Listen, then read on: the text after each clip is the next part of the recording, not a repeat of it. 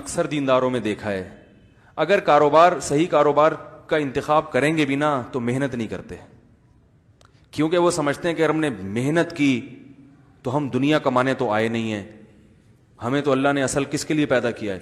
آخرت کے لیے.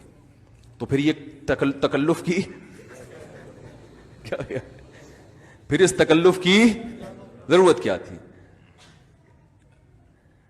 تو جب کمپٹیشن ہے تو جو زیادہ محنت کرے گا، کیا خیال ہے، وہی چلے گا.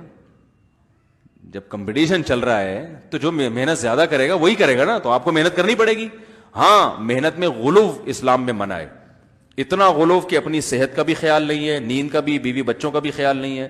ایک تاجر مجھے ملے، مجھے کہنے لگے میں کاروبار کو اتنا ٹائم دیتا ہوں، اگر میں اس سے زیادہ ٹائم دوں تو میں ڈبل پیسے کما سکتا ہوں، لیکن چونکہ ہم دنیا میں پیسہ کمانے نہیں آئے تو اس لیے میں زیادہ ٹائم نہیں دیتا. میں نے کہا پھر باقی ٹائم کس میں خرچ کرتے ہیں آپ؟ کہہ رہے ہیں کچھ بھی نہیں.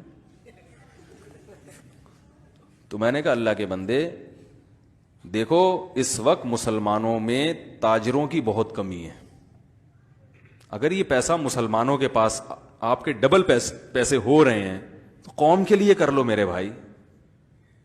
یہ کانسیپٹ ہی غلط ہے کہ دنیا چھوڑ کے دین کی طرف آنا ہے. اگر ایسا ہوتا، میں نے ان کو قرآن کی آیت سنائی، قرآن میں اللہ کا ارشاد ہے فی بیوت اذین اللہ ان ترفع وَيُذْكَرَ فِيهَا اسْمُهُ يُسَبِّحُ لَهُ فِيهَا بِالْغُدُوِّ وَالْآصَالِ رِجَالٌ لَا تُلْهِيهِمْ تِجَارَةٌ وَلَا بَيْعٌ عَنْ ذِكْرِ اللَّهِ. اللہ فرماتے ہیں مسجدیں جن کے بلند کرنے کا اللہ نے حکم دیا، ان کی عزت کرنے کا اللہ نے حکم دیا، ان میں بہت سے ایسے لوگ ہوتے ہیں جن کو تجارت اور خرید و فروخت اللہ کی یاد سے غافل نہیں کرتی.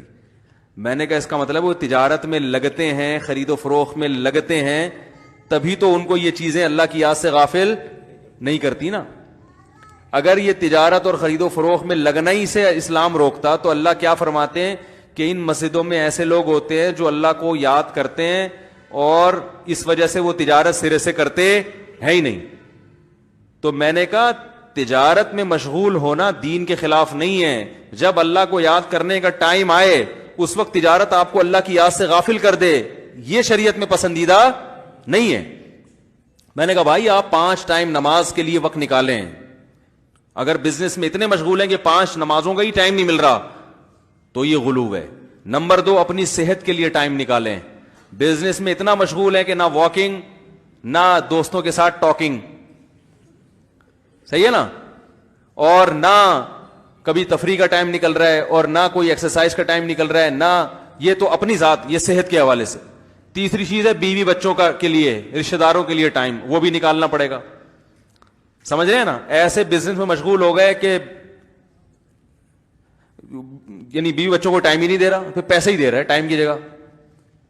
جب بیگم کہتی ہے بھائی تھوڑی بیٹھ کے، کبھی رات کو جب گھر آؤ تو تھوڑی تمیز سے کچھ دیر بیٹھ کے گپ شپ لگا لیا کرو، وہ رات کو آ رہے ہیں 2:45 بجے، تاجر لوگ اکثر یہی کر رہے ہوتے ہیں، تو وہ بیوی بچے باغی ہونا شروع ہو جاتے ہیں، بچے باپ سے مانوس نہیں رہتے، تو بھائی ان کے لیے بھی ٹائم نکالو. اب وہ نکالنا کیسے؟ وہ ہر ایک کا شیڈول الگ ہو سکتا ہے کاروبار کے لحاظ سے، کوئی ہفتے میں 1 دفعہ نکال لے زیادہ ٹائم، کوئی روزانہ کی بیسس پہ ٹائم دیتا رہے، وہ کرنا کیسے، وہ تو ہر آدمی کے حالات، لیکن ٹائم نکالنا بولو بھائی پڑے گا.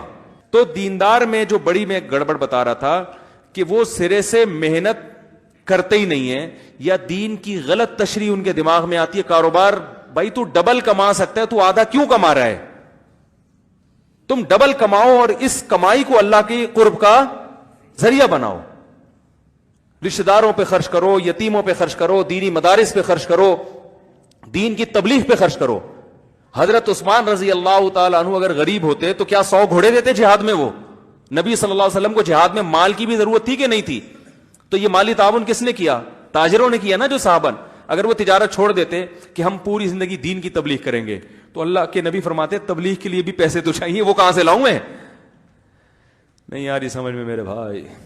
ایک ڈاکٹر صاحب تھے، بڑی پیاری بات کی انہوں نے کہا دیکھیں رسول اللہ صلی اللہ علیہ وسلم کے دور میں جہاد ہوتا تھا تلواروں سے، تو تلواریں کسی فیکٹری میں بنتی ہوں گی نا، کیا خیال ہے؟ اگر وہ فیکٹری والے بھی فیکٹریاں بند کر کے نکل جاتے کہ ہم بھی کیا کریں گے، جہاد کریں گے، تو اللہ کے نبی آنے دیتے ان کو؟ بولتے بھائی تم اسی بزنس میں، تم یہی بزنس کرو، لوہے بناؤ زرے بناؤ، بھائی اس سے خریدنے کے لیے کچھ تو مل رہا ہے نا ہمیں. تو دین کی تبلیغ کے لیے کوئی بھی، تبلیغ والے بھی نہیں چھڑواتے. تبلیغ والے یہ کہتے ہیں بھائی 1-4 مہینے لگا کے سیکھ لو کام کو. جب پوری زندگی ایک بزنس میں لگائی ہے تو کچھ وقت تبلیغ میں سب کچھ چھوڑ چھاڑ کے کچھ وقت لگواتے ہیں. کچھ وقت اس لیے لگواتے ہیں کہ اب ساری زندگی دین کبھی نہ سیکھا نہ سنا، وہ چیزیں تو بہت کر لیں، تو اب 4 مہینے لگا کے 100% دینی ماحول میں ہوگے تو اس کی اہمیت پیدا ہوگی. اس کے بعد پھر وہ کہتے ہیں اب گھر جا کے اپنے کاروبار سنبھالو اور مسجد میں ٹائم دو. ایسا ہی ہے نا. تو جس میں جتنا حوصلہ ہوتا ہے کوئی سال کے لیے چلا جاتا ہے. کوئی کچھ لوگ ہیں جو رائے میں مقیم ہوئے ہوئے ہیں، کچھ لوگ ہیں. ایسے نہیں ہے کہ پورا کراچی رائے میں جا کے مقیم ہو گیا، یا کیونکہ پھر رائے والوں کو کھانے کے لیے کہاں سے ملے گا. سارے ہی تاجر اگر رائے میں مقیم ہو جائیں، سارے ہی اگر رائے میں مقیم ہو جائیں تو رائے میں تو میرے بھائی وہ ان کو تو ڈاکٹر کی بھی وہاں اسٹینڈ بائی ڈاکٹر ہوتے ہیں. تو وہ سارے MBBS کے بچے بھی وہاں آ جائیں گے تو کوئی فیوچر میں ان کو ڈاکٹر ملے گا، کوئی الیکٹریشین ملے گا پنکھا جوڑنے کے لیے. مائک خراب ہو جائے گا تو کوئی بندہ ملے گا، وہ جو مائک ٹھیک کرنے والا ہے وہ کہے گا میں تو خود ساری ایجوکیشن چھوڑ چھاڑ کے تبلیغ کے لیے نکل گیا. وہ مائک ٹھیک کرنے والا نہیں ملے گا آپ کو. خودی کا سر نہا لا الہ الا